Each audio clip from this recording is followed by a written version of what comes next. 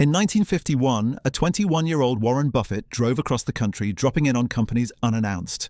It was his idea of due diligence. Just show up and start asking questions.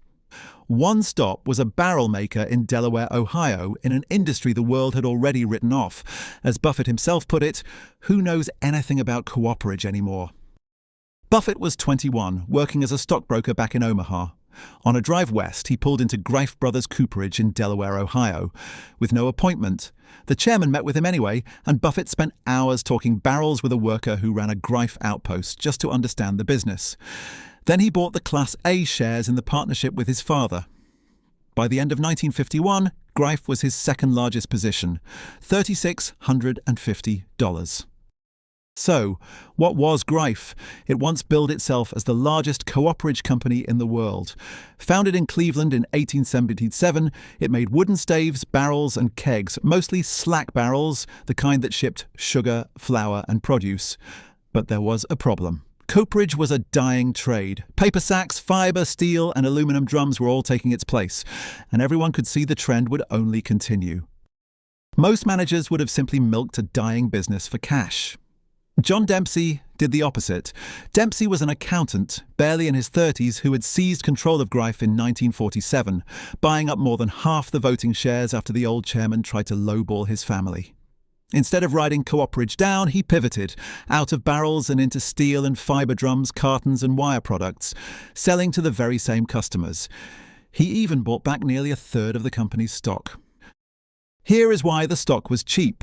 The A shares traded at $18.25, but the company's net current assets alone, its liquid worth, came to $20.47 a share.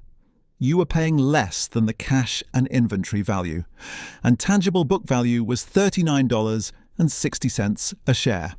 That put the stock at a 54% discount to book, with a dividend yield that could top 20% if Greif paid out its earnings.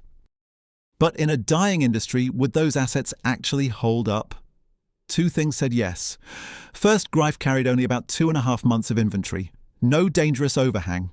Second, the biggest asset on the books was property and equipment, and 44% of that was valuable timberland, land that would only grow more useful as the world shifted to fibre drums and cardboard boxes. In fact, even if you wrote the buildings and machinery all the way down to zero, the stock was still selling 40% below tangible book value. And remember, Buffett was 21. He had already spotted value the balance sheet was hiding. Management had bought back about 30% of the shares, which lifted book value by roughly $12.40 a share in a single year. And because Greif had used LIFO accounting since 1942, years of rising prices meant its inventory was quietly worth more than the books showed. He was confident enough to write to Ben Graham himself, telling his old professor it looked like a situation with plenty of value in excess of the market price. So, how did it end? Unlike Marshall Wells, this story does not end in a graveyard. After Buffett bought, the assault on Cooperage got worse. Greif's slack barrel sales more than halved by 1952, but Dempsey's pivot worked. By 1959, the company was posting record sales and profits. Buffett dropped back in to see Dempsey in '56, and if he sold around then, he earned roughly 20% a year. And Greif? It is still here, today a $3.4 billion company on the New York Stock Exchange. There is a coda to this one. Years earlier, Buffett's own father had tipped off a money manager named Phil Carrot about Greif.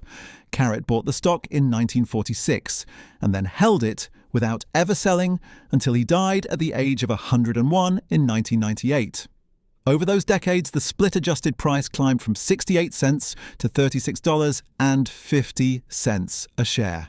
Carrot called Greif the best-managed company he knew of, and Warren Buffett called Carrot one of his heroes. Marshall Wells and Greif were almost twins, both cheap net-nets, both in dying industries. The difference came down to the person in charge. Marshall Wells managers ignored their shareholders, and the business slowly died.